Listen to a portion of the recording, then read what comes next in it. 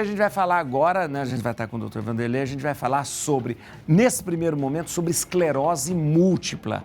Né? As dúvidas que você tiver também pode enviar para a gente. Se você estiver assistindo pelo YouTube, também aproveita ali o chat e manda ali a sua dúvida também. Antes, acompanhe comigo a SBT. Recentemente, 3 estrelas da Rede Globo revelaram os desafios da esclerose múltipla. Cláudia Rodrigues, Ana Beatriz Nogueira e o caso mais recente, Guta Stresser, que interpretou Bebel no seriado A Grande Família. Guta relata ter sentido os primeiros sintomas quando participou da Dança dos Famosos em 2020. A esclerose múltipla se trata de uma doença na qual as células imunológicas invertem seu papel. Ao invés de protegerem o sistema de defesa do indivíduo, passam a agredi-lo, produzindo inflamações. Não se conhecem ainda as causas da doença. Sabe-se, porém, que a evolução difere de uma pessoa para outra e que é mais comum nas mulheres e nos indivíduos de pele branca que vivem em zonas temperadas. Uma vez confirmado o diagnóstico, o tratamento tem 2 objetivos principais: abreviar a fase aguda e tentar aumentar o intervalo entre um surto e outro. Acompanhe agora este papo importante e saiba mais. Nós estamos aqui com o Dr. Vanderlei Cerqueira de Lima. Eu admiro muito o senhor, é verdade. Eu faço. Obrigado a todos vocês. Aqui, mas eu falo para todo mundo pela clareza, pela inteligência. Muito obrigado, doutor. Muito obrigado. Estou à disposição para todos vocês. O doutor Vanderlei é neurocirurgião, especialista em neurocirurgia há 35 anos, né? Nos hospitais da Rede D'Or e Albert Einstein. Doutor, quando a gente fala, essa palavra esclerose, tem muitas coisas que a gente fala: arteriosclerose, esclerose múltipla, aquela esclerose lateral amiotrófica. Muita coisa tem esse nome de esclerose, né? Tá. Vamos um pouquinho lá, voltar para a esclerose múltipla, que eu vou explicar direitinho por que essa palavra. Por que essa palavra? Na própria esclerose múltipla, como foi dito, é um organismo, né, os anticorpos do organismo, células B, células T. Né, que são os linfócitos, mais anticorpos, eles vão agredir o neurônio. Agredindo direto no neurônio. Eles vão no neurônio. Pode ir neurônio no cérebro, no tronco cerebral, na própria medula, nos nervos periféricos dos braços, das pernas. E aí o organismo vai ser atacado. Sei. Tá? Não se sabe a causa. Não se sabe a causa? Não tem a causa. Existem hipóteses. Né? Existem hipóteses que o paciente tem lá déficit de vitamina D, tá? Os fatores ambientais, como foi dito, em regiões frias, Europa, Estados Unidos, Canadá, Nova Zelândia, então a incidência é maior, bem maior. Ele realmente acomete mais as mulheres do que os homens, numa proporção, as mulheres na idade de 20 a 40 anos. É raro em adolescente, criança, e também é raro acima de 60 anos. Né? Acomete mais pessoas da raça branca do que da raça negra. Que coisa. Então, esses são dados. São evidências que são dados estatísticos que vão mostrando para a gente. Mas a causa não se sabe. A causa não se sabe. Acho que são muitos genes que estão levando a essas alterações, então nós damos o nome: ação poligênica. Muitos genes. Poli é muito. Sei. Então, que gene que está causando? O fato de falar que é gene não significa que possa ser hereditário. Não. Como eu falei, pode ser vários genes que se juntam e aí mudou a imunidade da pessoa. Sei. Mas esses fatores ambientais, o frio, déficit de vitamina D, o tabagista, a pessoa obesa, né, aquele que não faz uma dieta regular, pode eventualmente desencadear essa alteração imunológica e o organismo vai ser atacado. Quem que vai ser atacado? O neurônio. Né? Então o neurônio, aqui tem um exemplo. Aqui é um neurônio aqui, ó. É um exemplo do neurônio. Isso aqui é a célula, né? É a célula, e aqui é a extensão do neurônio que nós chamamos axônio. O rabinho do neurônio, aquele rabinho. O rabinho do neurônio. Então isso aqui que ele é atacado. É aí que ele é atacado. Por quê? Essa extensão que chama axônio, ele é protegido. Então existe uma bainha que tem gordura que nós chamamos de mielina. Então se esta bainha é atacada, o que vai acontecer? Ela vai inflamar. Ah, olha ali. Então, ficando inflamado... Isso, na verdade, é uma proteção para... Todos nós temos isso, todos nós temos mielina. Que está ali no meio, que é Aqui, na verdade, é a célula, isso aqui é o axônio, que é a extensão. E esse aí é a proteção. Existe uma célula que produz essa bainha, né? São vários pontinhos de bainha, impressionante, para proteger onde o estímulo sai do neurônio, continue e vai dar o estímulo nosso, ou para a força muscular, ou para a ciência, ou vai trazer o estímulo, ao contrário. Ele vai depois chegar no cérebro também.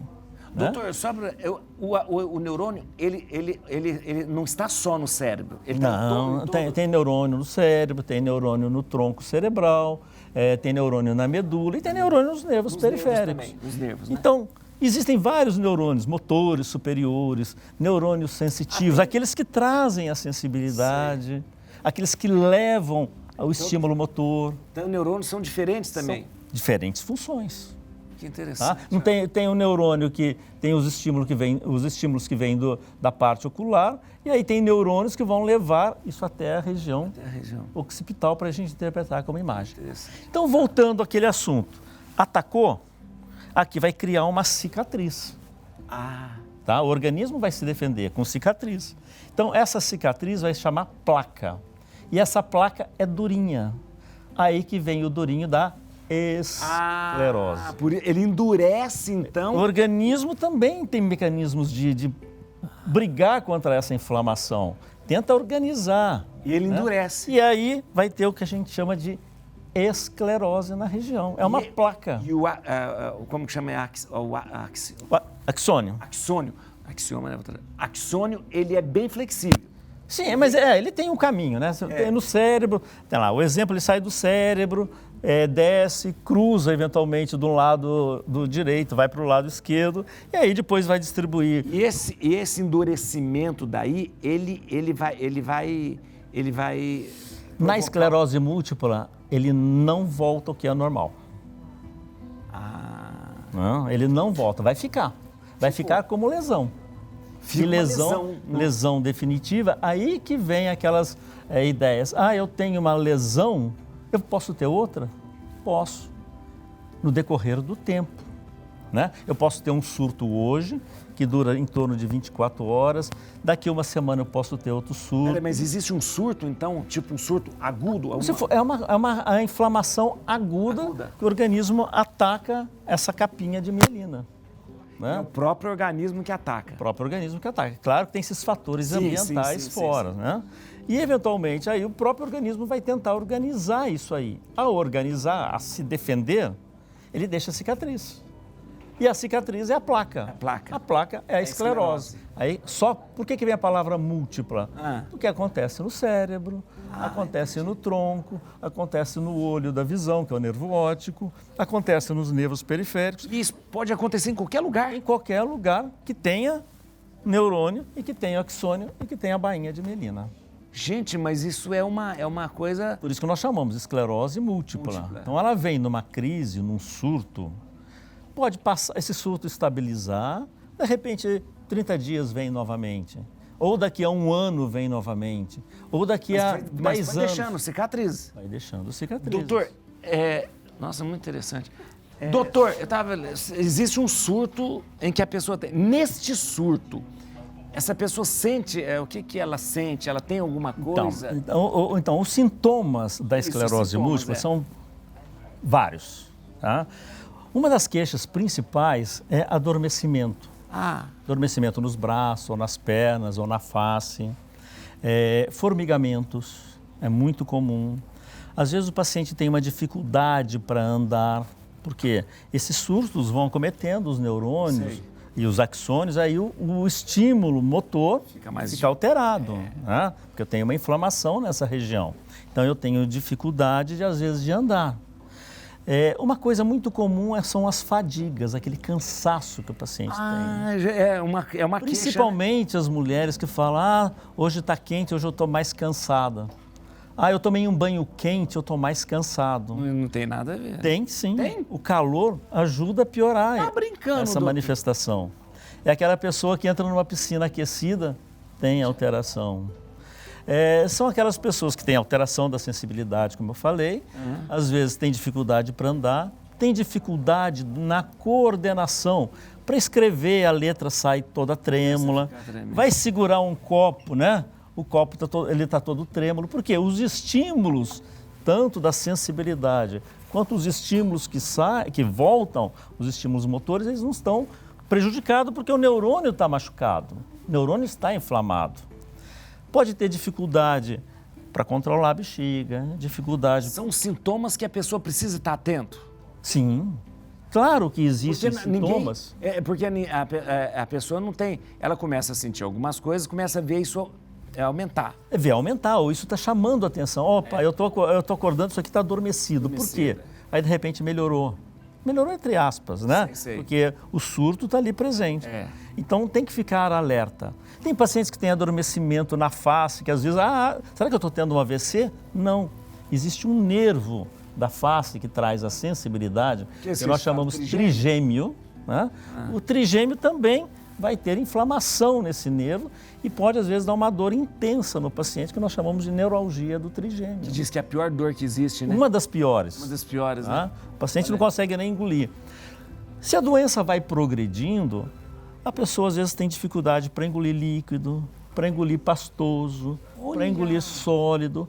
Então, claro que não é todos esses sintomas de uma única vez. Ele vem em surtos.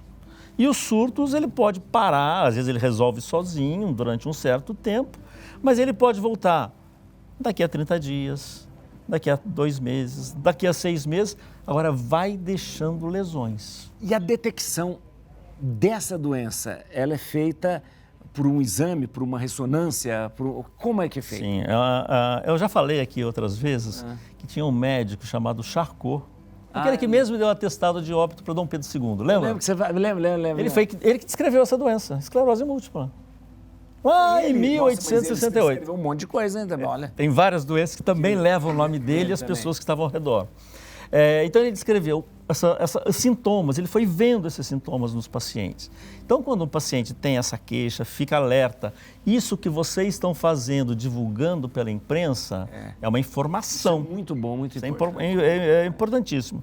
E aí o paciente vem ao consultório, o que vai acontecer? Ele vai relatar isso ao médico. E o médico tem que ter essa noção. Ele vai tirar uma história do paciente. É só você que tem história na família, o que faz piorar, o que faz melhorar, como é que está o seu nível de vitamina D, você fuma, você é obesa, a sua dieta como é que está? Então é uma história. Claro que após essa história tem um exame neurológico. Então nós vamos ver a força, ver a sensibilidade. Que aí pode fechar. Aí você vai fechando o diagnóstico, né? E só a partir dessa história do exame neurológico que eu vou solicitar um exame complementar. Aí que vem a ressonância magnética, que é o padrão ouro. A ressonância que a gente faz de todo o neuroeixo, da cabeça, tronco, coluna cervical, coluna torácica e coluna lombar, a gente pode detectar esses pontos que ocorreram surtos. Olha que interessante. Então, quando faz a ressonância vai mostrar isso para a gente. E também tem casos que o paciente faz ressonância e nem sabe que teve. E às vezes a gente acha. Acha ali na ressonância. Acha na ressonância. Então a gente tem que só orientar o paciente. Olha, a gente trata, não é o exame, a gente trata o paciente. É verdade. Só uma coisinha que eu não posso esquecer. O paciente também, às vezes, principalmente as mulheres, também os homens, tanto faz um quanto o outro, eles às vezes têm dor no olho. O seu campo visual está alterado. Eu não estou vendo essa parte aqui, do campo visual. Eu, quando eu vou mexer o olho, eu estou com dor. Quando eu vou palpar, eu tenho dor. Então, eu tenho que ficar alerta, porque o nervo óptico, aquele nervo que vai trazer a informação do estímulo visual, ele também está inflamado. Gente, que coisa. Então, várias manifestações. A gente vai ver agora uma cena de um documentário da Discovery, né? Vamos ver. Nossa, pronto. Já tô legal. Vamos descer e achar um cômodo adequado.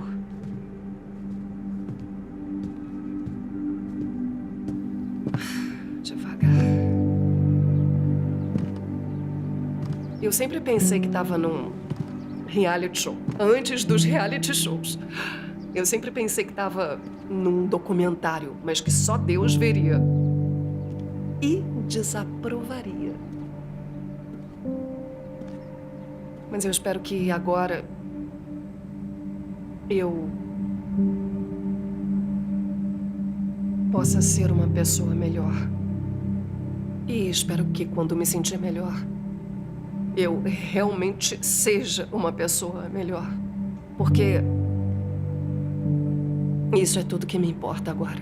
Quando uma coisa tão simples como usar uma bengala, algo com que eu nunca me importei, porque pra mim é útil e também é um acessório legal. Quando eu ouvi no Instagram, porque é assim que você se comunica com o mundo hoje em dia, muita gente estava dizendo, você fez muito por mim e agora eu posso sair, usar bengala sem vergonha. E eu tipo, peraí, não use uma horrível, tá? Porque você pode procurar umas bengalas chiques no Google, pelo menos. Ainda dá pra comprar uma bengala de $20 na Amazon, com pedras e que fique bem com uma sobrecasaca. Tem um jeito bom de fazer isso. Eu gostaria de ser a voz deles na moda.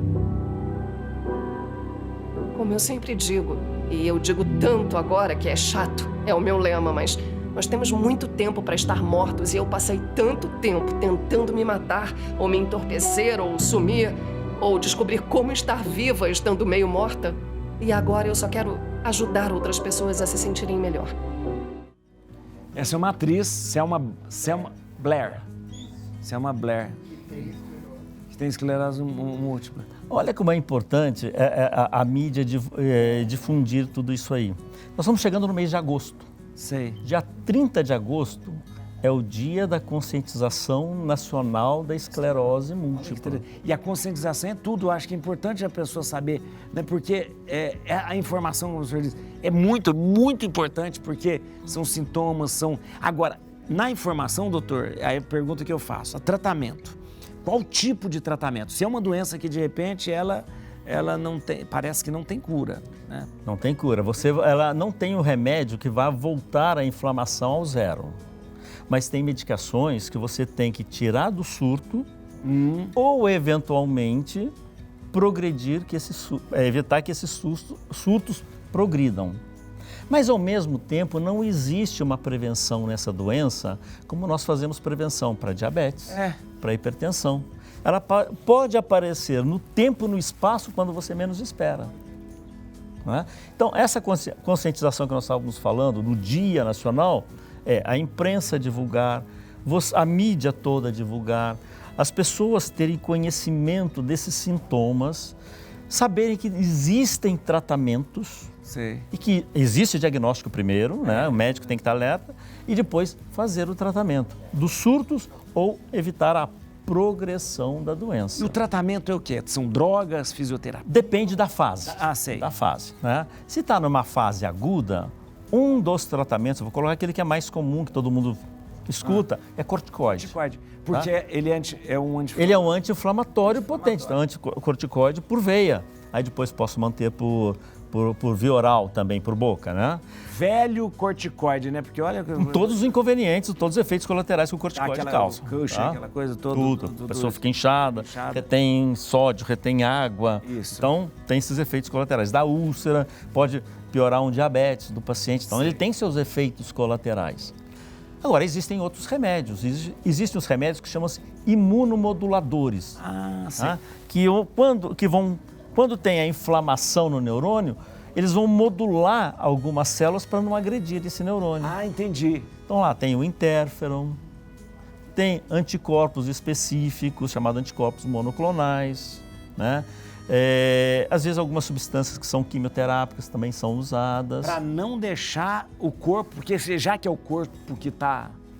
Como tem uma inflamação aqui, nessa região, essa inflamação libera várias substâncias que vão ser cada vez, vão evoluir numa cascata, né? É uma cascata inflamatória, e aí esses remédios vão modulando ou vão bloqueando essa inflamação. Interessante. Doutor, tudo que se refere a neurônio é uma coisa meio complicada, porque o neurônio, ele nunca fica direitinho, ele nunca volta a ser o que era. Neurônio é complicado. Neurônio foi pelo menos falado a primeira vez em 1903. 1903, é coisa recente. Era um espanhol chamado Santiago Ramón y Cajal. Olha. Tá?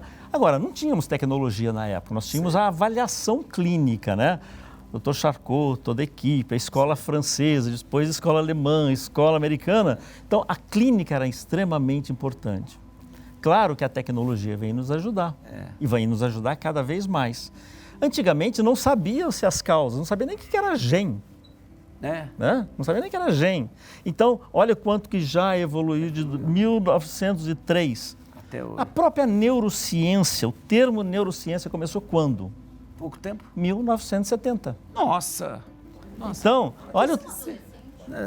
Não, compara com outras doenças, entende? Gente. E o quanto que nós não sabíamos, o quanto que parou, às vezes, numa evolução e o quanto que nós temos que ainda evoluir.